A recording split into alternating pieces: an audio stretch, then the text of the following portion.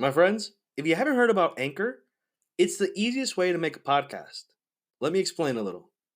Number one, it's free.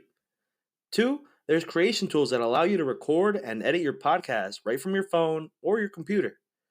Anchor will then distribute your podcast for you, so it can be heard on Spotify, Apple Podcasts, and many, many more.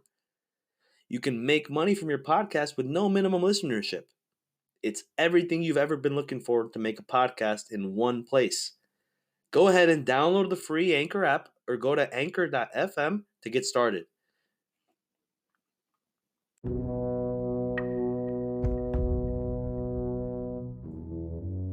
Friends and fellow citizens, called upon to undertake the duties of the first executive office of our country, I avail myself of the presence of that portion of my fellow citizens which is here assembled to express my grateful thanks for the favor which they have been pleased to look toward me, to declare a sincere consciousness that the task is above my talents, and that I approach it with those anxious and awful presentiments which the greatness of that charge and the weakness of my powers so justly inspire. A rising nation spread over a wide and fruitful land, traversing all the seas with the rich productions of their industry, engaged in commerce with nations who feel power and forget right, advancing rapidly to destinies beyond the reach of mortal eye. When I contemplate these transcendent objects, and I see the honor, the happiness, and the hopes of this beloved country committed to the issue and the auspices of this day, I shrink from the contemplation and humble myself before the magnitude of the undertaking. Utterly, indeed, should I despair, did not the presence of many whom I see remind me that in the other high authorities provided by our Constitution, I shall find resources of wisdom, of virtue, and of zeal on which to rely under all difficulties. To you, then, gentlemen, ladies who are charged with the sovereign function of legislation, and to those associated with you, I look with encouragement for the guidance and support which may enable us to steer with safety the vessel in which we are all embarked amidst the conflicting elements of a troubled world.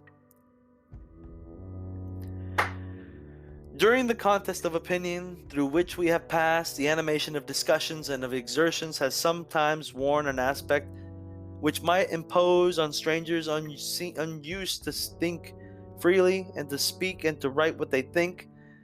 But this being now decided by the voice of the nation, announced according to the rules of the Constitution, all will, of course, arrange themselves under the will of the law and unite in common efforts for the common good. All, too, will bear in mind this sacred principle, that though the will of the majority is in all cases to prevail, that will, to be rightful, must be reasonable, that the minority possesses their equal rights, which equal law must protect, and to violate would be oppression. Let us then, fellow citizens, unite with one heart and one mind. Let us restore to social intercourse that harmony and affection without which liberty and even life itself are but dreary things. And let us reflect that, having banished from our land that religious intolerance under which mankind so long bled and suffered, we have yet gained little. We have little if we countenance a political intolerance as despotic, as wicked, and capable of a bitter and bloody persecution.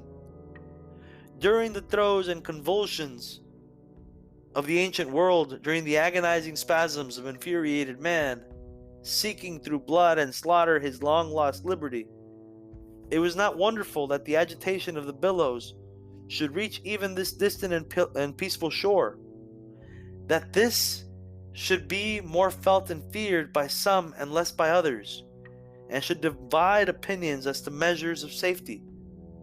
But every difference of opinion is not a difference of principle. We have called by different names brethren of the same principle. We are Republicans. We are all Republicans. We are all Federalists. If there be any among us who would wish to dissolve this union or to change its Republican form, let them stand undisputed as monuments of the safety with which error of opinion may be tolerated, where reason is left free to combat it.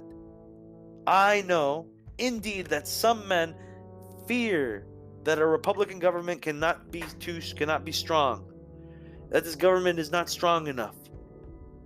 But would the honest patriot, in the full tide of successful experiment, abandon a government which has so far kept us free and firm on the theoretic and visionary fear that this government, the world's best hope, may be possibly want energy to preserve itself? I trust not. I believe this. On the contrary, the strongest government on earth, I believe it is the only one where every man, at the call of the law, would fly to the standard of the law, and would meet invasions of the public order as his own personal concern. Sometimes it is said that man cannot be trusted with the government of himself. Can he, then, be trusted with the government of others? Or have we found angels in the forms of kings to govern him? Let history answer this question.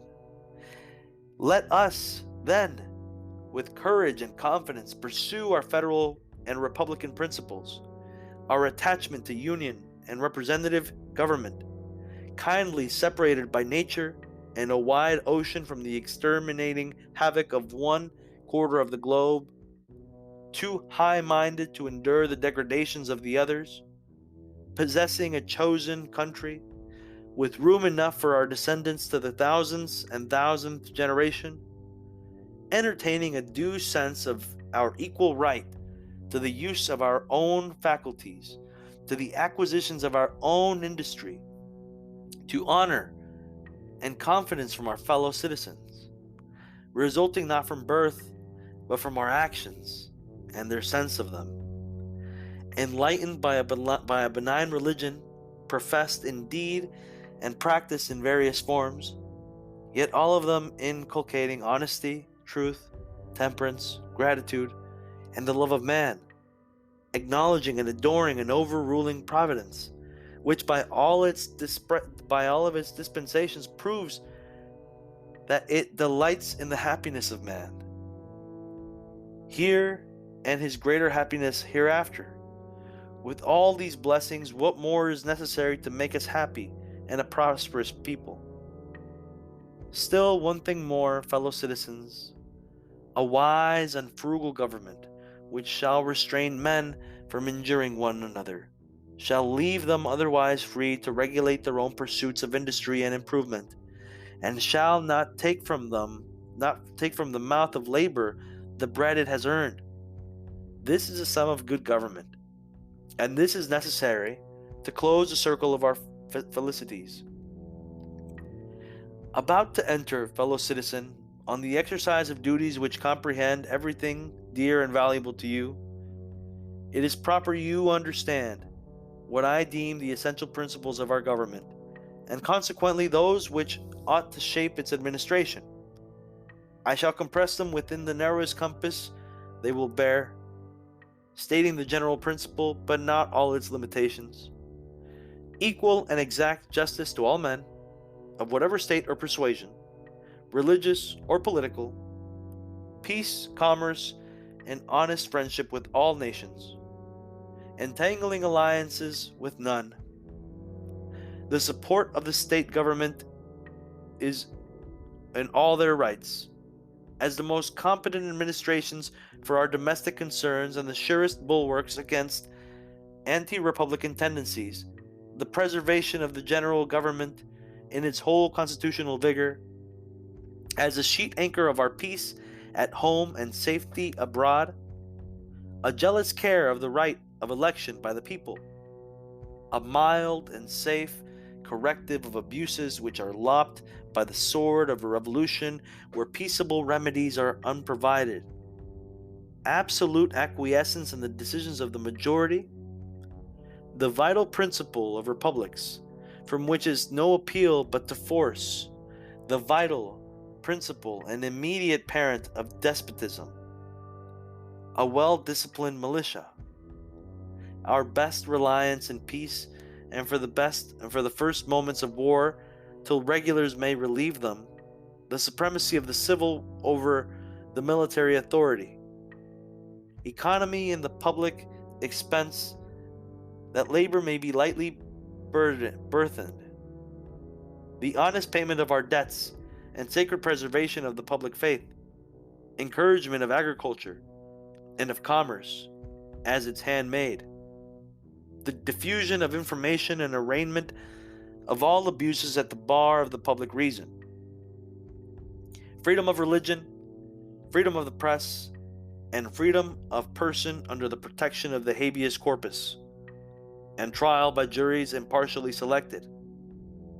These principles form the bright constellation which has gone before us and guided our steps through an age of revolution and reformation. The wisdom of our sages and blood of our heroes have been devoted to their attainment. They should be the creed of our political faith, the text of civic instruction, the touchstone by which to try the services of those we trust, and which we wander from them in moments of error or of alarm. Let us hasten to retrace our steps and to regain the road which alone leads to peace, liberty, and safety. I repair, then, fellow citizens, to the post you have assigned me, with experience enough in subordinate offices to have seen the difficulties of the greatest of all.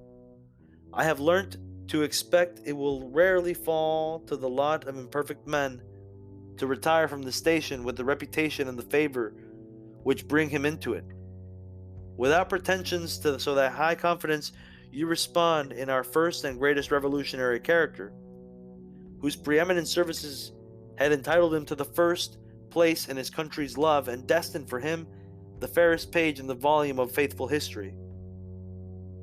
I ask so much confidence only as may give firmness and effect to the legal administration of your affairs. I shall often go wrong through defect of who may condemn what they would not see if in all its parts. The approbation implied by your suffrage is a great consolation to me for the past, and my future solicitude will be retain the good opinion of those who have bestowed it in advance, to consolate that of others by doing them all the good in my power, and to be instrumental in the happiness and freedom of all.